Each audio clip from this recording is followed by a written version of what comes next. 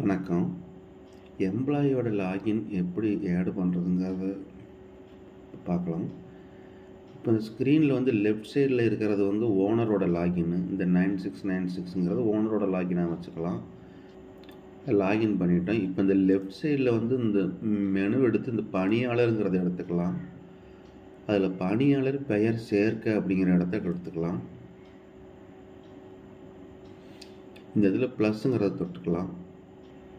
நான் வந்து உதாரணத்துக்கு நான் வந்து குமார்னு கொடுக்குறேன். இந்த இடத்துல இந்த பங்கை சேருங்கிறத வந்து கொடுத்துக்கலாம். பேக்கில் வந்துடலாம். அடுத்து இந்த பணியாளர் செட்டிங் இருக்கிறத வந்து எடுத்துக்கலாம். இந்த பணியாளர் செட்டிங்கிறத வந்துட்டு வந்து டச் பண்ணிக்கலாம்.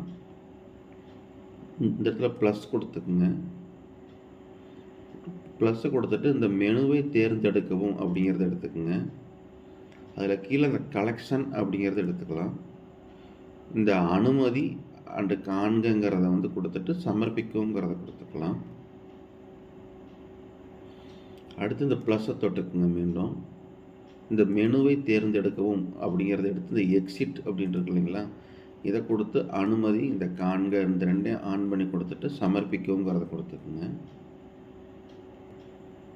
2 பேஜை மட்டும் ஆட் பண்ணிட்டோம். அடுத்து இந்த இப்போ பணியாளருங்கிறத எடுத்துக்குங்க. அதில் பணியாளர் மாற்றம் அப்படிங்கிறத கொடுத்துக்கலாம்.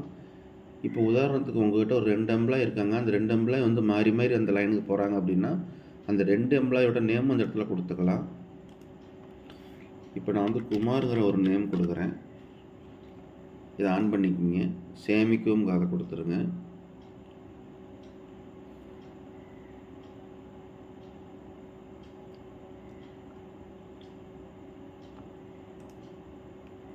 அடுத்து பணியாளருங்கிறதுல வந்துக்கலாம். இந்த பணியாளருங்கிற பேஜ் தான் முக்கியமான பேஜ். நல்லா கவனமாக பாருங்கள். அடுத்து இந்த ப்ளஸ்ஸை தொட்டுக்குங்க. ப்ளஸ்ஸை தொட்டுட்டு எம்ப்ளாயோட நேம் வந்து குமார் அப்படின்னு நான் கொடுக்குறேன்.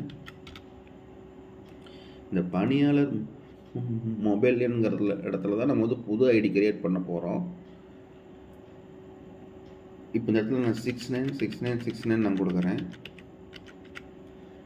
அடுத்து இந்த பணியாளரோட வந்து மின்னஞ்சல்ங்கிறத கொடுத்துக்குங்க.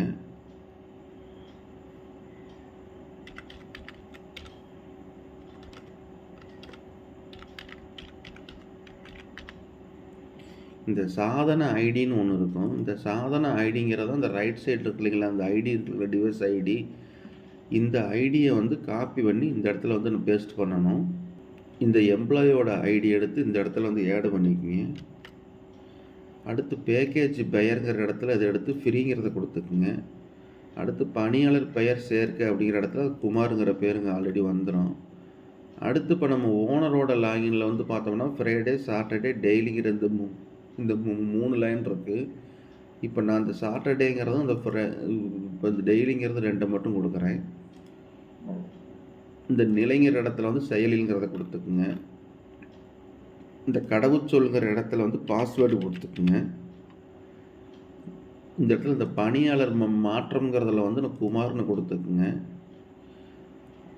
அடுத்து இந்த உள்நுழைவை மற்ற சாதனத்தில் பயன்படுத்தலாமா அப்படிங்கிற இடத்துல வந்து ஆன் பண்ணி கொடுத்துட்டீங்க அப்படின்னா அது எல்லா ஃபோன்லேயுமே வந்து ஆன் ஆகும், ஓப்பன் ஆகும்.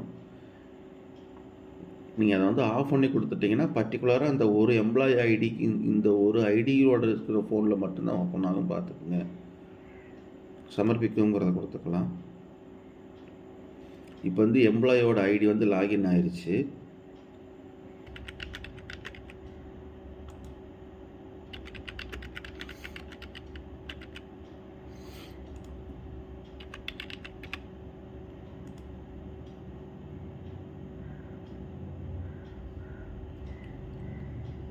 இப்போ இந்த ஓனரோட லாகின்லேருந்து நம்ம கொடுத்த இந்த சாட்டர்டே இந்த டெய்லிங்கிற இந்த 2 லைன் மட்டும்தான் இங்கே வரும்.